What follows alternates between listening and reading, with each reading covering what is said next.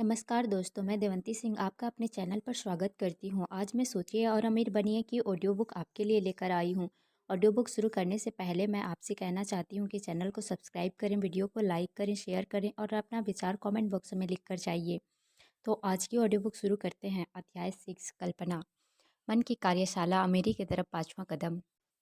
कल्पना वस्तुतः वह कार्यशाला है जिसमें मनुष्य द्वारा बनाई गई सभी योजनाओं को संवारा जाता है।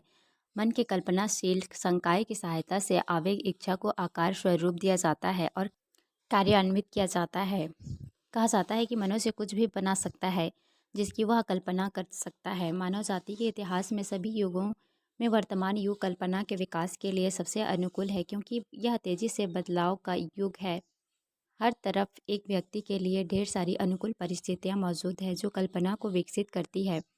अपने कल्पनाशील संकाय की सहायता से मनुष्य के पिछले 50 वर्षों के संपूर्ण मानव इतिहास की तुलना में प्रकृति की शक्तियों की ज़्यादा खोज की है और उनका दोहन किया है। उसने हवा पर पूरी तरह से विजय प्राप्त कर ली है कि पक्षी उड़ान में उसके समक्ष कहीं टिकते ही नहीं है। उसने ईथर का दोहन किया है और इसे दुनिया के किसी भी हिस्से के साथ तत्कालिक संचार का साधन बना लिया है। उसने लाखों मील की दूरी पर सूरज का विश्लेषण किया है और उसका वजन मापा और कल्पना की सहायता से उसे बनाने वाले तत्वों को निर्धारित किया। उन्होंने पता लगाया कि उनका स्वयं का मस्तिष्क विचार के कल्पना का संचार और प्राप्त करने वाले स्टेशन है, और वह अब इस खोज का व्यवहारिक उपयोग करना सीखना शुरू कर रहा है। उसने आवागमन की गति बढ़ा दी है। अब वह 300 मील प्रति घंटे से अधिक की गति से यात्रा कर सकता है। जल्दी ही वह समय आएगा जब एक आदमी न्यूयॉर्क में नाश्ता करेगा और सैन फ्रांसिस्को में दोपहर का भोजन। मनुष्य की एकमात्र सीमा कारण के भीतर उसके विकास और उसकी कल्पना के उपयोग में निहित है। वह अभी तक अपने कल्पनाशील संकाय के उपयोग में विकास के शीर्ष पर नहीं पहुंचा है। उसने केवल यह पता लगाया है कि उसके पास एक कल्पना है और इसका बहुत प्राथमिक रूप से उपयोग शुरू किया है। कल्पना के दो स्वरूप। कल्पनाशील संकाय दो रूपों में कार्य करता है। एक तो संश्लेषित सिंथेटिक कल्पना और दूसरे को रचनात्मक कल्पना के रूप में जाना जाता है। विश्लेषित सिंथेटिक कल्पना। इस संकाय के माध्यम से व्यक्ति कई अवधारणाओं में पुरानी अवधारणाओं, विचारों या योजनाओं का संकाय कर सकता है। यह संकाय कुछ भी नया नहीं बनाता है, यह केवल मिले अनुभव, शिक्षा और अवलोकन की सामग्री के साथ काम करता है। यह किसी आविष्कारक द्वारा सबसे अधिक उपयोग किया जाने वाला संकाय है, सिर्फ अपवाद की उस स्थिति को छोड़कर जब वह संश्लेषण कल्पना से अपनी समस्या को हल नहीं कर पाने के कारण रचनात्मक कल्पना की ओर मुड़ता है। रचनात्मक कल्पना के संकाय के माध्यम से मनुष्य के सीमित दिमाग का अंत बुद्धिमत्ता के साथ सीधा संचार होता है। यह संकाय है जिसके माध्यम से सहज ज्ञान और प्रेरणाएं मिलती है। यही संकाय मनुष्यों में सभी बुनियादी या नए विचारों को जन्म देता है। इसी संकाय के माध्यम से दूसरों के दिमाग के से विचार कंपन प्राप्त होते हैं। इस संकाय के माध्यम से एक व्यक्ति अन्य लोगों के अवचेतन मन के साथ सामंजस्य स्थापित कर सकता है या संवाद कर सकता है। रचनात्मक कल्पना आवेग के पृष्ठों में बताए गए तरीकों के स्वचालित रूप से काम करती है। यह संकाय तभी कार्य करता है जब चेतन मन अत्यधिक तीव्र गति से कंपन कर रहा होता है। उदाहरण के लिए, जब चेतन मन एक तीव्र इच्छा की भावना के कारण उत्तेजित हो जाता है। रचनात्मक संकाय उपयोग से होने वाले विकास के अनुपात से ज़्यादा सचेत और उल्लेखित स्रोतों के कंपन के लिए अधिक ग्रहणशील बनता जाता है। यह कथन महत्वपूर्ण है, इसलिए आगे पढ़ने से पहले उस पर विचार मंथन करें। इस सिद्धांतों का पालन करते समय ध्यान रखें कि इच्छा को पैसे से कैसे परिवर्तित किया जा सकता है। इसकी पूरी कहानी एक पंक्ति में कहा नहीं बताई जा सकती है। कहानी केवल तभी पूरी होगी जब किसी ने सभी सिद्धांतों में महारत हासिल की है, आत्मसात किया है और उनका उपयोग करना शुरू कर दिया है। व्यापार, उद्योग, वित्त जगत के महानतम व्यक्ति तथा दिग्गज कलाकार, संगीतकार, कवि और लेखक इसलिए महान बन गए क्योंकि उन्होंने रचनात्मक कल्पना के संकाय का विकास किया। कल्पना के विश्लेषण सिंथेटिक और रचनात्मक दोनों प्रकार उपयोग के साथ ठीक उसी तरीके से विकसित हो जाते हैं जो जैसे शरीर की कोई भी मांसपेशी या अंग उपयोग किए जाने से विकसित होते हैं। इच्छा केवल एक विचार है, एक आवेग है, यह स्पष्ट और अल्पकालिक है। यह अमूर्त है और इसका कोई मूल्य नहीं है जब तक कि यह अपने भौतिक समकक्ष में परिवर्तित नहीं हो जाता। जबकि विश्लेषण सिंथेटिक कल्पना वह है जो इच्छा के आवेगों को पैसे में बदलने की प्रक्रिया में सबसे अधिक बार उपयोग की जाती है। परंतु आपको इस तथ्य को ध्यान में रखना चाहिए कि आपको ऐसे हालातों और परिस्थितियों का सामना करना पड़ सकता है जिसमें रचनात्मक कल्पना के उपयोग की भी ज़रूरत पड़ेगी। निष्क्रियता से आपका कल्पनाशील संकाय कमज़ोर हो जाता है। इसे पुनर्जीवित किया जा सकता है और उपयोग के माध्यम से चेतनाशील बनाया जा सकता है। यह संकाय मरता नहीं है, हालांकि यह उपयोग न होने पर मौन हो सकता है। कुछ समय के लिए सिंथेटिक कल्पना के विकास पर अपना ध्यान केंद्रित करें, क्योंकि आप अपनी इच्छा को ध्यान में परिवर्तित करने की प्रक्रिया में इसी संकाय का सबसे ज़्यादा उपयोग करेंगे। इच्छा के अमूर्त आवेग को पैसे की मूर्त वास्तविकता में परिवर्तन करने के लिए योजना या योजनाओं को अमल में लाने की आवश्यकता होती है। ये योजनाएं कल्पना की सहायता से और मुख्य रूप से सिंथेटिक संकाय के साथ बनाई जाती है। पूरी किताब पढ़ें, फिर इस अध्याय पर वापस आएं और अपनी इच्छा को धन में बदलने के लिए एक योजना या योजनाओं के निर्माण पर काम करने के लिए अपनी कल्पना को जागृत करें। योजनाओं के निर्माण के लिए विस्तृत निर्देश लगभग हर अध्याय में दिया गया है। अपनी आवश्यकताओं के अनुकूल सर्वोत्तम निर्देशों को चुनें। अगर आपने पहले से ही नहीं किया है तो अपनी योजना को लिखकर संक्षिप्त करें। जिस क्षण आप इसे पूरा करेंगे, अपने निश्चित रूप से अमूर्त इच्छा को ठोस रूप दिया होगा। इस वाक्य को एक बार फिर पढ़ें, इसे ज़ोर से पढ़ें, बहुत धीरे धीरे। जब आप ऐसा करते हैं तो याद रखें कि जिस क्षण आपने अपनी इच्छा को व्यक्त और इसकी प्राप्ति के लिए एक योजना को लिखकर संक्षिप्त कर दिया है, आपने वास्तव में योजना के लिए आगे बढ़ने के लिए पहला कदम उठा लिया है, जो आपको अपने विचार को उसके भौतिक समकक्ष में बदलने में सक्षम करेगा। जिस पृथ्वी पर आप रहते हैं, खुद आप और हर दूसरी भौतिक वस्तु विकासवादी परिवर्तन का परिणाम है, जिसके माध्यम से एक व्यवस्थित तरीके से वस्तु के सूक्ष्म अंशों को वर्णित और व्यवस्थित किया गया है। इसके अलावा और एक यह कथन बहुत ही महत्वपूर्ण है, यह पृथ्वी आपके शरीर की अलग अलग अरबों कोशिकाओं में से हर एक और पदार्थ के प्रत्येक परमाणु की शुरुआत ऊर्जा के अमूर्त रूप के रूप में हुई है। इच्छा विचार आवेग ऊर्जा के रूप है। जब आप धन संचय करने के लिए विचार आवेग इच्छा के साथ शुरुआत करते हैं तो आप अपनी सेवा में उसी सामान को लगा देते हैं जिसका उपयोग प्रकृति ने इस पृथ्वी और ब्रह्मांड में हर भौतिक वस्तु को बनाने में किया था, जिसमें शरीर और मस्तिष्क शामिल है, जिसमें विचार आवेग कार्य करते हैं। जहाँ तक विज्ञान निर्धारित करने में सक्षम रहा है, पूर्ण ब्रह्मांड में दो तत्व हैं, पदार्थ और ऊर्जा। मनुष्य के लिए बोधगम्य सब कुछ ऊर्जा और पदार्थ के संयोजन के माध्यम से बना है। आकाश में घूम रहे सबसे बड़े सितारे से लेकर धरती पर खड़े खुद मनुष्य तक अब आप प्रकृति की विधि द्वारा लाभ लाने के प्रयास में लगे हुए हैं। आप इच्छा को उसके भौतिक या मौद्रिक समकक्ष में बदलने का प्रयास करके हमारी उम्मीद है कि पूरी गंभीरता और ईमानदारी से अपने आप को प्रकृति के नियमों के अनुकूल बनाने की कोशिश कर रहे हैं। आप ऐसा कर सकते हैं, ऐसा पहले हो चुका है। आप उन नियमों की सहायता से भाग्य का निर्माण कर सकते हैं जो अपरिवर्तनीय है, लेकिन पहले आपको इन नियमों से परिचित होना चाहिए और उनका उपयोग करना सीखना होगा। पुनरावृत्ति के माध्यम से और हर काल्पनिक कोण से इन सिद्धांतों के वर्णन को देखकर लेखक आपके समक्ष उस रहस्य को प्रकट करने की उम्मीद रखता है जिसके माध्यम से हर एक विलुप्त धन संचित किया जाता है। आपको यह अजीब और विरोधाभास जैसा लग सकता है, पर रहस्य का एक रहस्य नहीं है।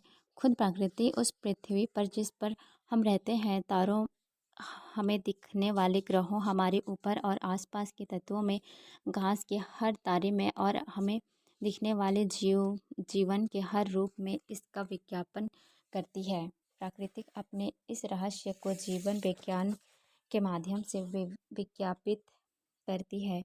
सुई के नोक पर भी खो जा जाने वाली छोटी कोशिका को इस पंक्ति को पढ़ रहे हैं। मनुष्य के रूप में उत्परिवर्तित करके इच्छा को इसके भौतिक समकक्ष में परिवर्तित करना बेशक कोई कम चमत्कार नहीं है। यदि जो कुछ भी कहा गया है आप उसे पूरी तरह से समझ नहीं पा रहे हैं तो निराश ना हो। जब तक आप लंबे समय में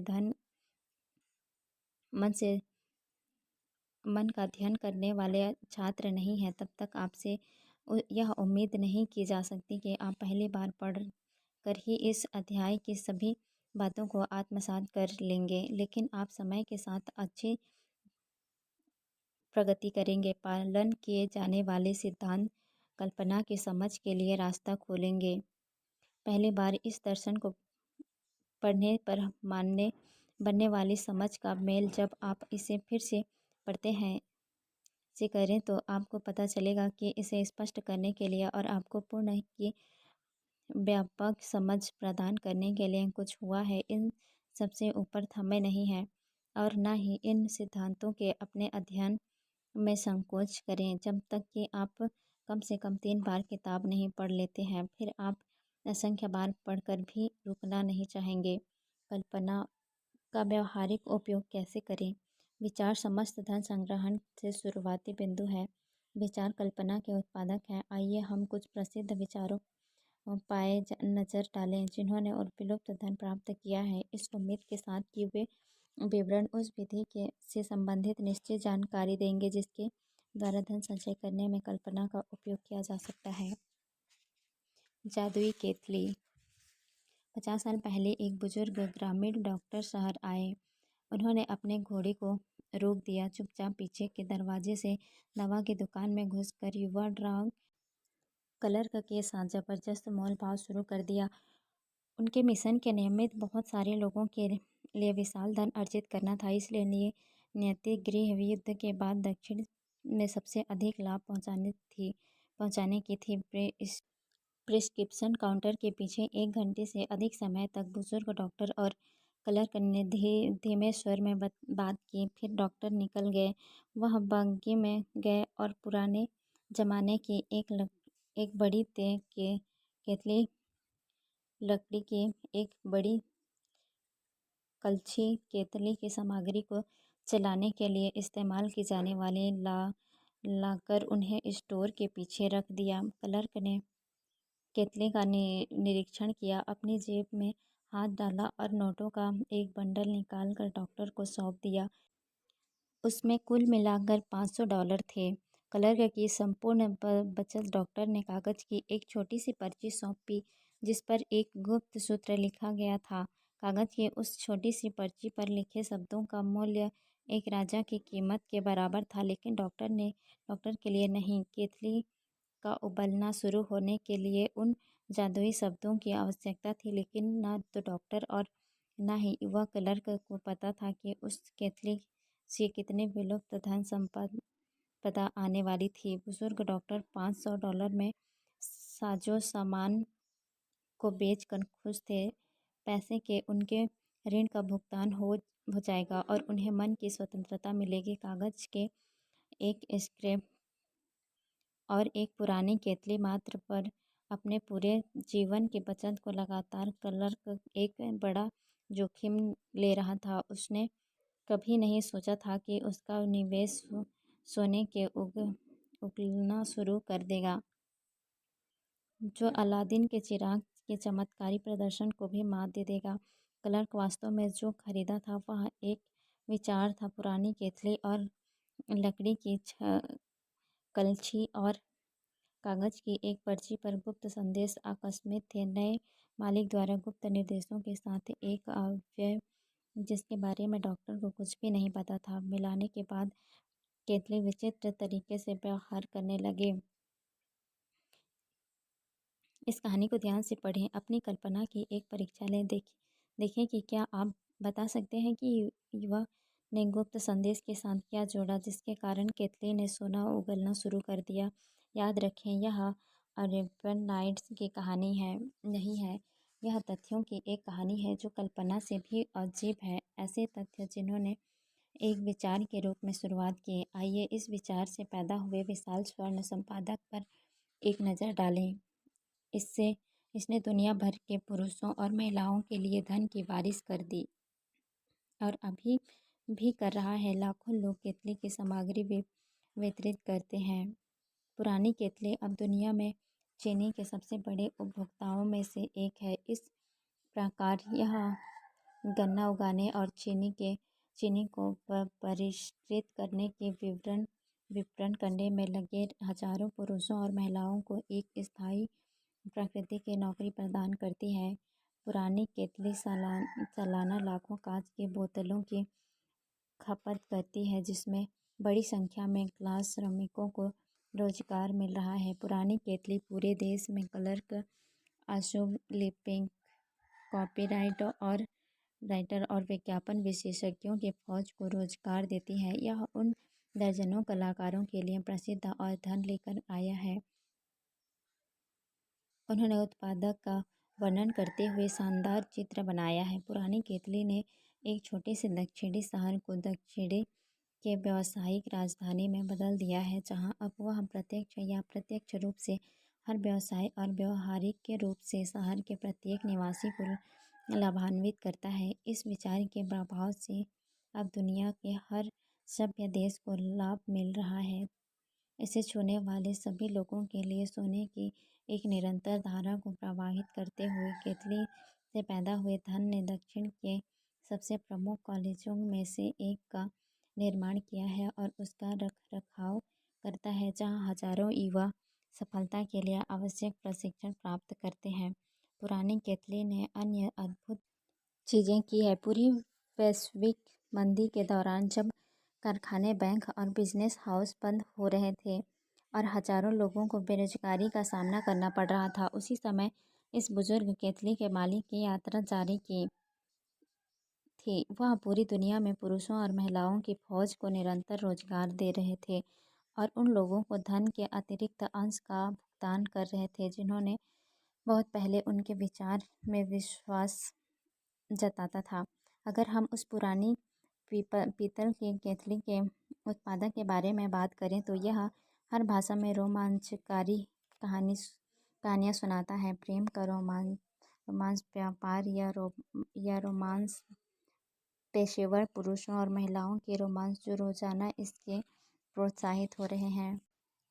लेखक कम से कम एक ऐसे रोमांस के बारे में निश्चित है जिसका वह एक हिस्सा था और यह सब उस जगह से बहुत दूर नहीं शुरू हुआ था जहाँ पर ड्रग क्लर्क ने पुरानी केतली खरीदी थी। यहाँ पर लेखक ने अपनी पत्नी से मुलाकात की थी और वहीं पर उनकी होने वाली पत्नी से पहली बार पुरानी केतली के बारे में बताया था। यह उस केतली का उत्पादन था जिसे वे तब पी रहे थे जब लेखक ने उनसे बेहतर या बदतर के लिए उन्हें स्वीकार करने के लिए अनुरोध किया था।